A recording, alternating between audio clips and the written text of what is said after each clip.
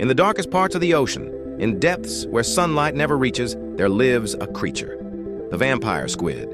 Nearly 900 meters below the surface, it survives in complete darkness. With its red eyes and cloak-like webbed arms, it looks as if it came from another world.